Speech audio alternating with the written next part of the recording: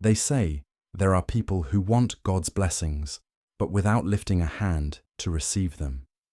In a small village covered in dust, there lived a man so lazy that he dreamed of being rich without moving a finger. He believed that luck owed him something, that work was for fools, and that success was just on the other side of the mountain. But this journey would teach him that wealth without effort is a trap, and that the price of laziness can be higher than he ever imagined. Stay until the end, because this story, I guarantee, will not only make you reflect, but also show you how God corrects even the most stubborn of men with love, the laziest man in the village, and the lesson God had for him. Long ago, in a dusty village, hidden between dry mountains and stone paths, lived a man known to all as Caleb, the lazy one. They said he was more indolent than a mule sleeping in the sun. Every morning, while the roosters crowed and the smoke from the kitchens rose to the sky, he remained curled in his sheets, hugging his pillow as if it were a treasure. His wife, Leela, was the opposite, strong, decisive, and with a character that even the wind respected. With arms firm from so much work, and a gaze that could make a bull back down, she bore the burden of the house, the animals, and even her husband's weariness. "Caleb, get up once and for all," she would shout every morning while sweeping the yard. "If you don't work, we'll never escape poverty. Look at this leaking roof, the wood waiting to be chopped, the corral in a mess. Do something useful, man of God." But he would only stretch, yawning with infinite laziness. "Oh, woman, always with your sermons. There will still be time to work," he would say between dreams. "Today the sun rose too early. Let it get tired first." Lila would grit her teeth. She loved him, but every day she felt like she was carrying a dead mule. Sometimes she thought, does God punish the worker with a worthless husband to test her patience? One afternoon, while the sky turned red and the cicadas sang, Lila lost her cool. She stood in front of him with her hands on her hips and a fiery gaze. "Come on, tell me, Caleb," she said in a firm tone. "How do you expect us to get rich if you don't move?" The man yawned so hard, it looked like he was going to swallow a fly. "Calm down, woman," he replied. "I have my ideas. Not everything in life is about sweating. There are those who get rich with their heads, not with their arms." Lila let out an ironic laugh. "And when was it that you used your head, lazybones? Do you only use it to hold up your hat?" Caleb straightened up slowly and pointed to the mountain rising at the end of the valley, wrapped in golden mist. "They say that behind that mountain lives a wise man who knows all the secrets of the world. Tomorrow morning, I will go look for him. I will ask him how to get rich without working." Lila looked at him with a mixture of hope and resignation. "Even if you don't believe it, God can use even your laziness to teach you something," she said. "Go, but when you return, you'd better have learned something useful." And so, at dawn the next day, Caleb left the village with a crooked staff and an empty bag. He walked dragging his feet, sighing every 3 steps. "How long is the path to wealth?" he grumbled. "If the wise man doesn't give me an easy answer, I'm going back to sleep under a tree." The landscape was arid but beautiful. The hills were shaped like sleeping giants, and the wind blew with the dry scent of grass. Caleb walked for hours, complaining about everything: the heat, the dust, the mosquitoes, the hunger, and even the stone that got into his sandal. As the sun began to sink toward the west, he reached a rockier area. There, among the shadows of some rocks, he heard a growl. Suddenly, a thin wolf appeared, with visible ribs and eyes bright with hunger. Caleb stood paralyzed. The wolf looked at him and spoke with a deep, almost human voice. "Where are you going, traveler?"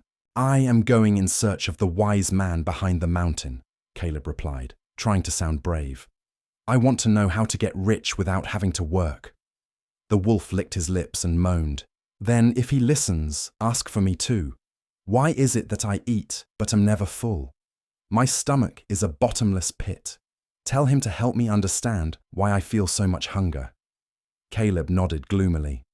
"All right, I'll ask," he replied, though he only wanted to leave quickly before becoming dinner. He continued walking along the dusty trail, and shortly after, the terrain changed. Among the dry bushes, he found an old apple tree, twisted and almost without leaves. The tree, with a weak and sad voice, spoke, "Traveler, where are you going?" "To the wise man," Caleb replied. "I want him to tell me how to be rich without sweating a bit." The apple tree sighed. "Then ask for help for me too. I no longer give sweet fruit. My leaves wither before their time, and I feel something rotten in my roots. If the wise man is so wise, let him tell me how to heal me." Caleb shrugged. Fine, I'll ask," he said, without enthusiasm, and went on his way. The sun set, and the night covered the valley with a mantle of stars. Caleb found a small shelter between two rocks and slept soundly, dreaming of piles of gold, tables full of food, and a bed softer than the clouds. At dawn, he resumed his journey. Upon descending a hill, the trail took him to the edge of a crystal-clear lake. The water was so pure, it reflected the sky like a mirror. There, an enormous fish with silver scales and a melancholy gaze emerged. "Stranger, where are you going in such a hurry?" asked the fish, slowly moving its tail. "I'm going to see the wise man of the mountain. I want to know how to get rich without having to tire myself." The fish sighed with a deep voice. "If he listens, ask what I have in my throat.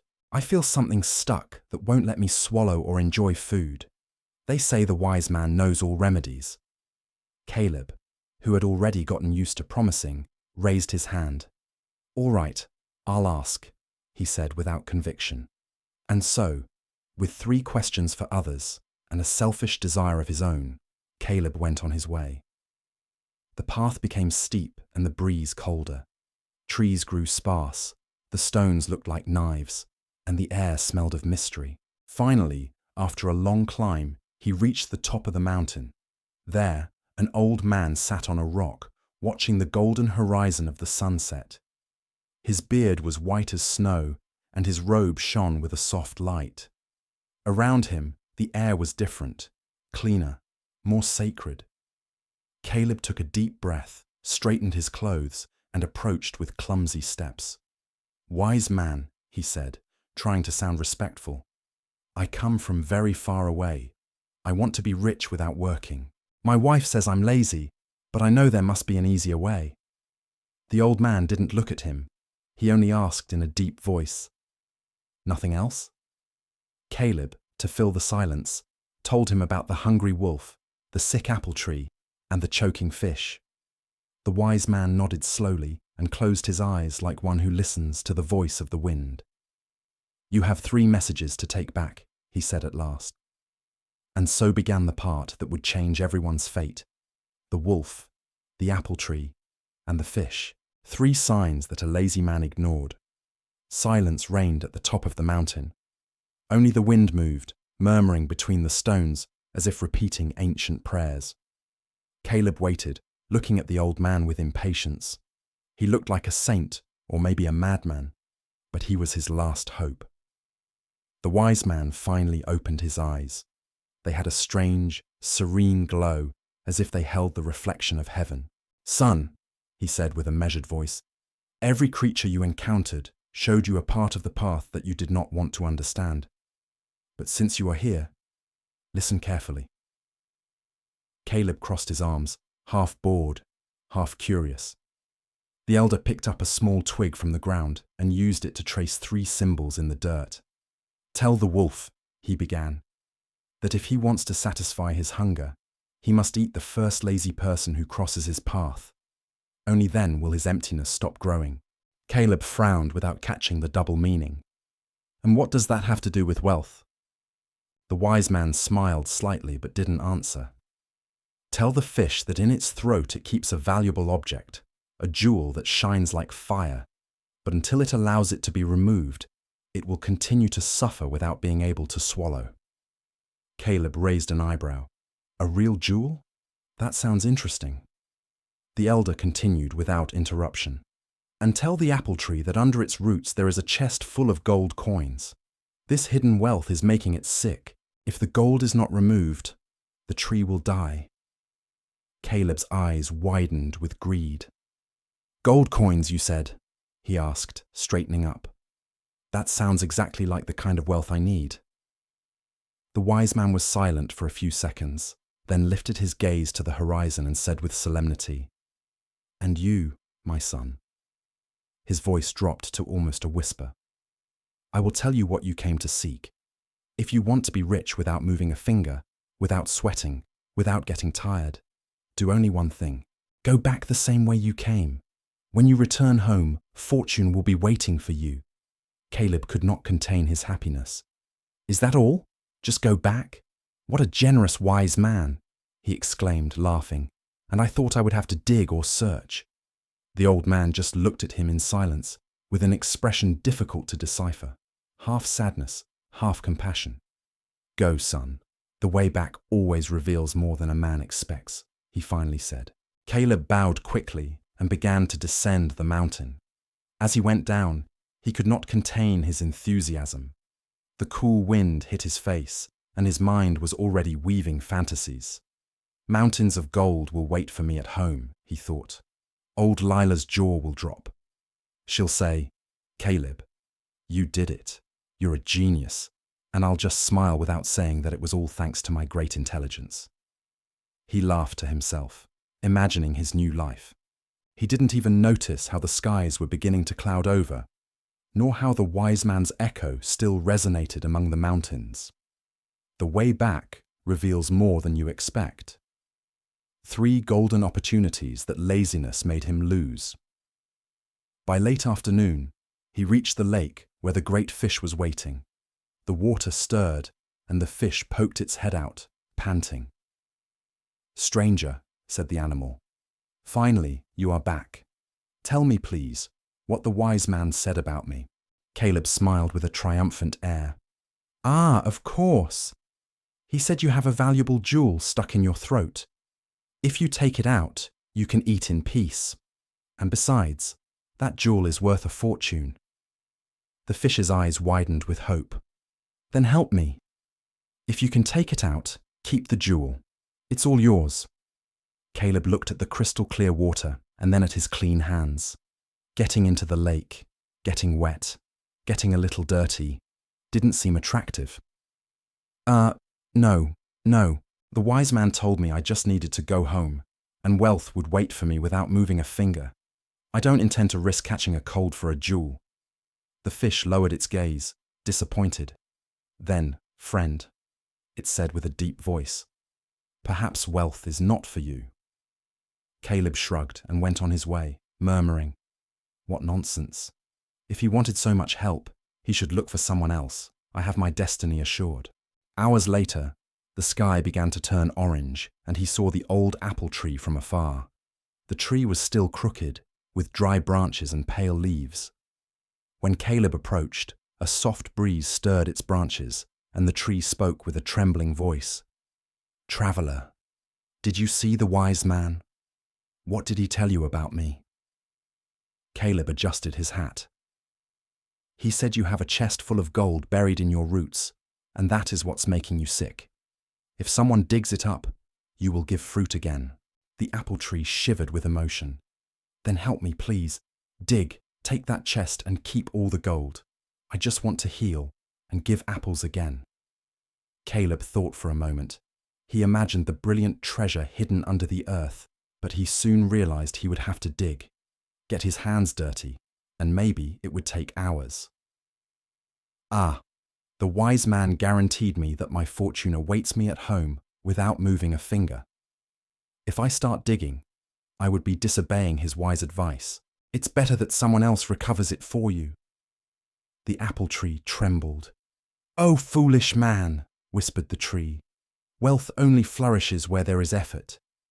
But Caleb had already walked away whistling. The path back was getting easier, shorter. His pace quickened as he daydreamed about his new life of riches. He already saw himself entering the village in a new suit, buying a bigger house, hiring others to work for him. He thought, who needs to get tired when you can live off your intelligence? The sun was about to set when the landscape became wild again. Among the shadows of some rocks, the thin wolf reappeared. His gaze was hungrier than before. His fangs glinted under the golden light. "Human," growled the wolf, "tell me what the wise man said about me." Caleb took a step back, a little nervous. "Ah, yes. He said that to calm your hunger, you must eat the first lazy person who crosses your path. But look, don't worry, I'm already on my way out." The wolf tilted his head, approaching slowly. "The first lazy person," he repeated with a smile full of yellow teeth. "And tell me, who is lazier than you?" Caleb swallowed hard. "Wait, it wasn't literal. I can help you with something else. I can—" The wind blew hard. Dry leaves rose like a warning from heaven.